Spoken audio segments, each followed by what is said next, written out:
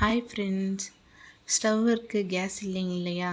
You don't worry. அதுக்காக தான் வந்திருக்கு நம்மளுக்காக எலக்ட்ரிக் ஸ்டவ். இதுதான் நம்மளோட electric stove. First of all சுவிட்ச் பவர் பட்டன் ஆன் பண்ணிக்கலாம்.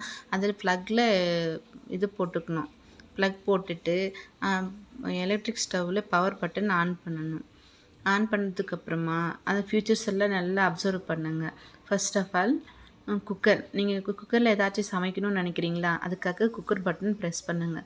வோல்டேஜ் ஜாஸ்தி வேணும்னா ப்ளஸ் பட்டன் அமுத்திக்கோங்க. கம்மி வேணும்னு சொன்னால் மைனஸ் பட்டன் அமுத்திக்கோங்க. அதை அமுத்தினதுக்கப்புறமா செக் பண்ணி பாருங்கள். எலக்ட்ரிக் ஸ்டவ்வில் அலுமினியம் குக்கர் எல்லாம் ஒர்க் ஆகாது. அப்படியே வச்சாலும் எரர்னு காட்டும் அலுமினியம் குக்கர் வச்சா. ஸோ ஸ்டீல் குக்கர் தான் வைக்கணும். ஸ்டீல் குக்கர் வச்சா மட்டும்தான் அது ஒர்க் ஆகும்.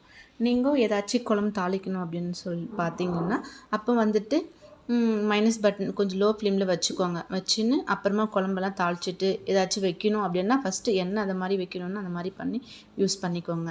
யூஸ் பண்ணதுக்கப்புறமா மறுபடியும் குக்கர் விசில் சீக்கிரமாக வரணும் அப்படின்னா ப்ளஸ் பட்டன் அமுத்திட்டு செட் பண்ணி வச்சுக்கோங்க. டைமரும் இருக்குது, நீங்கள் டைம் செட் பண்ணி வச்சுக்கலாம்.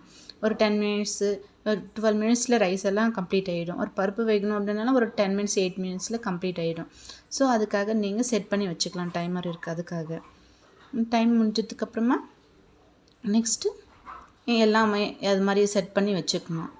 நெக்ஸ்ட்டு கறி பட்டன் ப்ரெஸ் பண்ணணும் அப்படின்னு நினச்சிங்கன்னா பவர் பட்டன் ஆஃப் பண்ணிவிட்டு ஆன் பண்ணிக்கணும். அப்போ தான் கொஞ்சம் கம்ஃபர்டபுளாக செட்டிங் அதுக்குள்ளே நடக்கும்.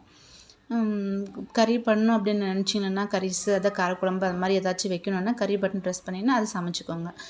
அப்புறம் இன்னொன்று பட்டன் அதை ப்ரெஸ் பண்ணிக்கோங்க. அதை சமைச்சிட்டு அது இல்லை மறுபடியும் உடனே சப்பாத்தி பண்ணணும் அப்படின்னு நினைக்கிறீங்களா? அதுக்காக ரோட்டி பட்டன் ப்ரெஸ் பண்ணிக்கோங்க. ரோட்டி பட்டன் ப்ரெஸ் பண்ணதுக்கப்புறமா அதுலேயும் வோல்டேஜ் கொஞ்சம் ஹை வோல்டேஜ் லோ வோல்டேஜ் இருக்கும். இப்போ இன்னும் சப்பாத்தி தேய்க்கல, லோ ஃப்ளேமில் வேணும் அப்படின்னு சொன்னால் அதுக்காக இது வச்சுக்கோங்க. இது மைனஸ் பட்டன் ப்ரெஸ் பண்ணிங்கன்னா லோ ஃப்ளேமில் வந்துடும். அப்புறமா மறுபடியும் வச்சு சப்பாத்தி எல்லாம் தேய்ச்சிட்டோம் அப்படின்னு சொன்னால் அப்புறமா யூஸ் பண்ணிக்கலாம். இதில் என்ன ஃபியூச்சர் நினச்சிங்கன்னா அலுமினியமெல்லாம் அதில் மாதிரி வைக்கிற மாதிரி இல்லை, நான்ஸ்டீல் வைக்கிற மாதிரி இல்லை. ஒன்லி இந்த ஐரன் மட்டும்தான் வைக்கணும். இரும்பு தவா மட்டும்தான் வச்சு ஏதாச்சும் சப்பாத்தி செய்யணுன்னா செஞ்சுக்கணும். அது ஏதாச்சும் வச்சிங்களேன்னா அலுமினியம் அந்த மாதிரி வச்சிங்களேன்னா அது ஒர்க் ஆகாது.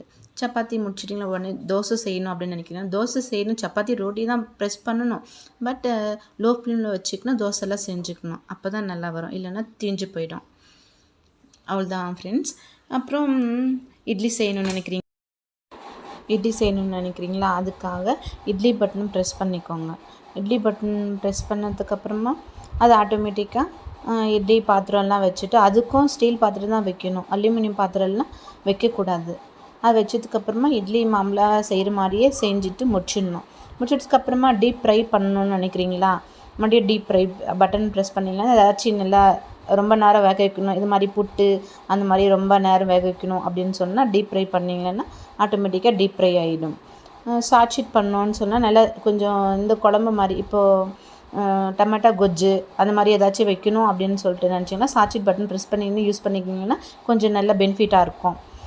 இப்போ தோசை தவா அதெல்லாம் வச்சோம்னா பார்த்து உஷாராக ஒர்க் பண்ணிக்கணும். அவ்வளோதாங்க ஃப்ரெண்ட்ஸ், நல்லா பார்த்துக்கோங்க. இதுதான் டெஃபல் கம்பெனி. ஃபியூச்சரெல்லாம் ரொம்ப நல்லாயிருக்கு. யூஸ் பண்ணுறது ரொம்ப ஈஸி தான், பார்த்து யூஸ் பண்ணணும். ஸோ ஃபஸ்ட்டு ஒரு வாட்டி செக் பண்ணிக்கலாம், பார்த்துக்கோங்க. நான் தோசை தவா வச்சுருக்கேன். நான் இரும்பு தவா தான் வச்சுருக்கேன். ஏன்னா நான்ஸ்டீல் அது ஒர்க் ஆகாது இல்லையா? அதனால் எங்கள் வீட்டிலேருந்து பழசு அது இரும்பு தவா வச்சுருக்கேன். ஸோ பாருங்கள், டெஸ்ட் பண்ணி பார்த்தாலும் ஒர்க் ஆகுது. ஒர்க் ஆனதுக்கப்புறமா நம்ம மாமூலாக பாருங்கள், அது மேலே கொஞ்சம் புகை வருது தெரியுதுங்களா உங்களுக்கு? ஸோ கொஞ்சம் ஒர்க் ஆகுது அப்படின்னு சொல்லிட்டு உங்களுக்கே புரியும். ஒரு வாட்டி செக் பண்ணி பாருங்கள். நான்ஸ்டீல் வச்சா எரர்னு காட்டுங்க. டைமர் இருக்கு இல்லையா, அங்கே எரர்னு காட்டும். இப்போ நான் இரும்பு தவா வச்சுருக்கேன், அதனால் புகை வருது பாருங்கள். தோசை ஊற்றணுன்னு சொன்னால் லோ ஃப்ளேமில் வச்சுக்கின்னு அதுக்கப்புறமா யூஸ் பண்ணிக்கணும். இல்லைன்னா அது தோசை தீஞ்சிடும். உஷாராக யூஸ் பண்ணிக்கணும் எலக்ட்ரிக் ஸ்டவ்வில் மட்டும். பட்டு எல்லாமே குக்கரில் வைக்கணும் அப்படின்னா மட்டும் குக்கரில் வச்சா குவிக் ஆகிடும். கேஸில் செய்கிறதுக்குன்னா இதில் எலக்ட்ரிக் ஸ்டவ்வில் சீக்கிரமாகவே முடிஞ்சிடும். ஒர்க்கு ரொம்ப ஃபாஸ்ட்டாகவே முடிஞ்சிடும். பட் கேர்ஃபுல்லாக யூஸ் பண்ணணும் ஃப்ரெண்ட்ஸ். ஒன்ஸ் பாருங்கள், நான்ஸ்டீல் தவா வச்சுருக்கேன். நான் இப்போது ரோட்டி பட்டன் ப்ரெஸ் பண்ணியிருக்கேன். பாருங்கள், எரர்னு காட்டுது. டைமில் EQ காட்டுதுங்களா? இவோன்னு காட்டுது, எரர்ன்னு காட்டும். ஸோ ஆஃப் பண்ணிவிட்டு நம்ம மறுபடியும் நெக்ஸ்ட் ஏதாச்சும் சேஞ்ச் பண்ணணும்னு நினச்சாலும் ஆஃப் பண்ணிவிட்டு அப்புறமா நெக்ஸ்ட்டு எந்த பட்டன் வேணுமோ அதான் இட்லி வேணுமா, சாட்ஷீட் வேணுமா, இல்லைனா ரோட்டி வேணுமா, டீப் ஃப்ரை, குக்கர் வேணுமா, எது வேணுமா, மில்க் இருக்குது பாருங்கள், மில்க் பட்டன் ப்ரெஸ் பண்ணாலும் மில்க் காய்ச்சிக்கலாம். அது ஃப்யூச்சர் நல்லா யூஸ் பண்ணோம்னா ஆட்டோமேட்டிக்காக அது நல்லா யூஸ் பண்ணிக்கலாம். பால் இப்போ மில்க் வச்சுருக்கோன்னு நினச்சிங்கன்னா அப்போது அந்த மில்க் பட்டன் ப்ரெஸ் பண்ணிவிட்டு பால் பொங்கி கீழே வராது.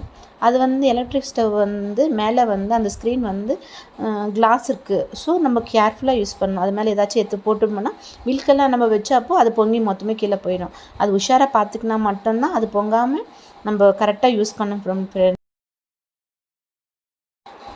வீடியோ பிடிச்சிருந்தா லைக் பண்ணுங்கள், சப்ஸ்கிரைப் பண்ணுங்கள் ஃப்ரெண்ட்ஸ். Bye friends.